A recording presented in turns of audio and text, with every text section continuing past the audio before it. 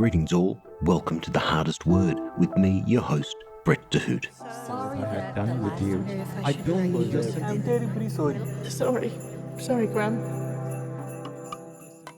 Well, it is beginning to look a little bit like Christmas, and that's probably as close as we will get this year.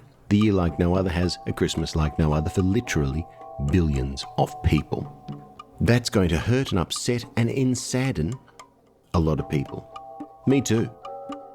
Whilst I am not all in on Christmas, and I don't celebrate it as a Christian, I do feel it's a valuable time of the year to recharge and reflect if you get that opportunity. And if you don't take the opportunity that Christmas provides you, very quickly, in the blink of an eye, you're back, your nose to the grindstone, keeping the wheels of our economy turning. So if you get the chance to meet with friends and family, to feast, to exchange some gifts, to participate in some strange rituals, why not? Don't worry, there's plenty of normal time to come, and the normal time can really justify a little bit of frivolity. And of course, as I mentioned, if you're a Christian, it's far more significant than that. So yeah, I take notice of Christmas, always leaving my preparations too late, and also too late to start playing Christmas records and decorate some Christmas. I spent one Christmas in Sri Lanka doing some volunteer work, and I mention that just to show you what a good person I am, but also mention my Santa story.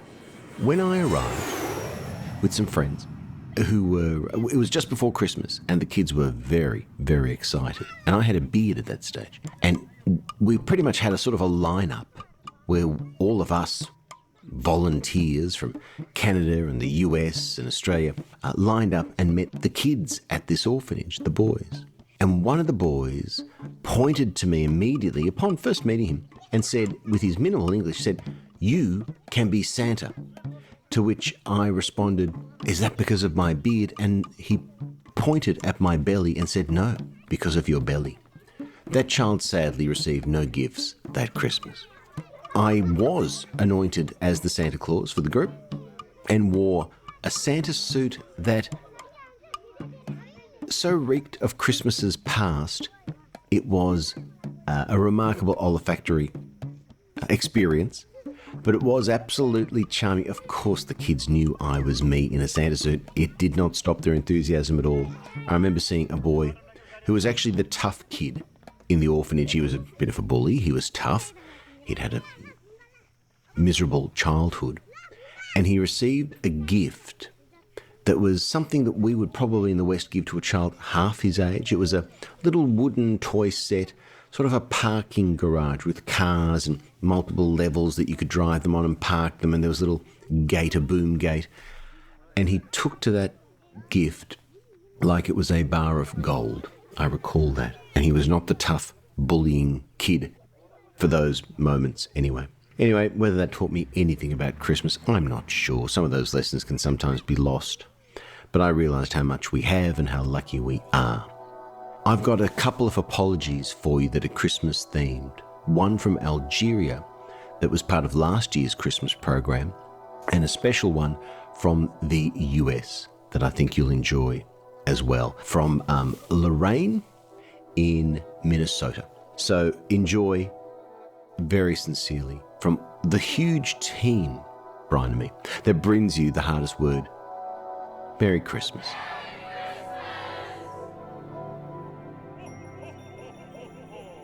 Dear Christmas, it seems that I owe you an apology. For a few good decades, I diminished you and your significance, downplayed what you have to offer. I thought I understood the meaning of you, but this year, after everything that's happened, I think I get you on a different level, and I realize that I need to say sorry. My life followed a familiar path, a childhood with a fair amount of church and God and Sunday masses. Mass could be boring, depressing during Easter, unabashedly joyous at Christmas time, especially as a kid. Of course, back then, Christmas was all about presents and desserts and lots of attention. But I enjoyed the warmth and the hum of family, the excitement of distant relatives making special guest appearances, and the carols Mom would play on the record player. As a teenager, I enjoyed witnessing family dynamics and naughty behavior from some of the grown-ups. I like being able to slip away from the attention of my parents who were busy hosting and talking about boring adult stuff. As I grew into my 20s, I began to downplay Christmas and see it as a commercial enterprise and a recruitment tool for a religion I no longer practiced. As a mom, I resented shopping, the ads, the expense, the secret Santa at the office. Ugh. I'm ashamed to say that I didn't even take my kids to midnight mass. As a child, I'd always imagined doing that when I grew up. I'd picture how they'd fall asleep in my hands, how they'd look wide-eyed at the crib. But my old small church had been replaced with a mid-sized megachurch, an underground car park, gym, conference center. It's not the same. Fast forward to 2020, and like billions of people, my life changed. My world shrunk to a few square miles and a few very familiar faces. At least lockdown gave me time to think.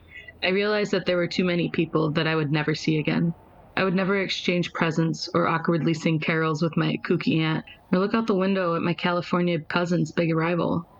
Who was going to cut me a piece of Christmas cake and make sure I got it now? Nobody.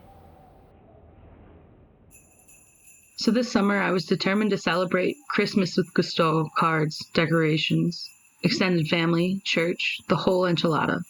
Of course, now that's not possible.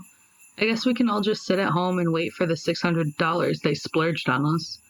I regret not giving my children bigger Christmases with more family, more traditions, more carols, more snow fights. I think I made a mistake. I missed too many opportunities. Contrived opportunities, maybe? To celebrate, connect, and together. I won't get those back. So Christmas this year will be quieter than ever. It was stolen from me and everybody else by leaders unworthy of the title and unable to meet the challenge. Maybe they should be the ones apologizing to Christmas. Regardless, speaking on my own behalf, Christmas, I sincerely apologize. I promise to make it up to you in years to come. And Merry Christmas to everyone, including you, Christmas.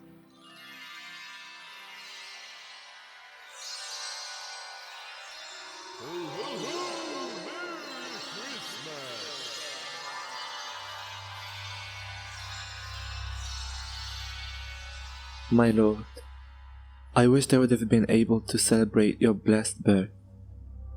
Due to the deterioration of my economic situation over the past several months, I have been forced to not mark this great occasion. I apologize. Dear great Lord, I will collect my family members around the candlelight and start voicing out some nice hymns. I will make sure to pray and praise you so that your blessings shower us and change our current situation. I am being confident that you will forgive me and my family for not being able to mark the Christmas as properly as we did in previous years. I know, my Lord, that your mercy, which you got from the great God, is wide enough to accept my heartfelt apology and the apology of my other family members. Ahead of the Christmas Eve, we are all hopeful that this world gets better and that many believers around the globe will start realizing a better life. It is the case that the wrongdoings of others that have made my life and the life of others so difficult. It is not easy being a follower in a land of those who hate others that are different. But I will continue to follow. You, my great Lord, only wants peace for this universe. I promise you that I will continue praying on Christmas Eve and let my children and other family members of mine celebrate despite the fact that our celebration might be void of any of our previous habits of eating and drinking. Forgive me. You, our Lord, has taught us that one's spirit is much more glorified than any physical thing.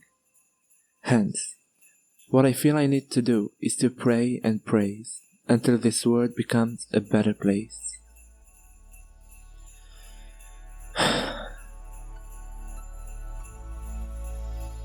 It's time to bring this whole sorry business to a close. On behalf of our audio director, Brian Wallace, and me, your host, Brett de Hoedt, thanks for listening. The website, thehardestwordpodcast.com. Farewell.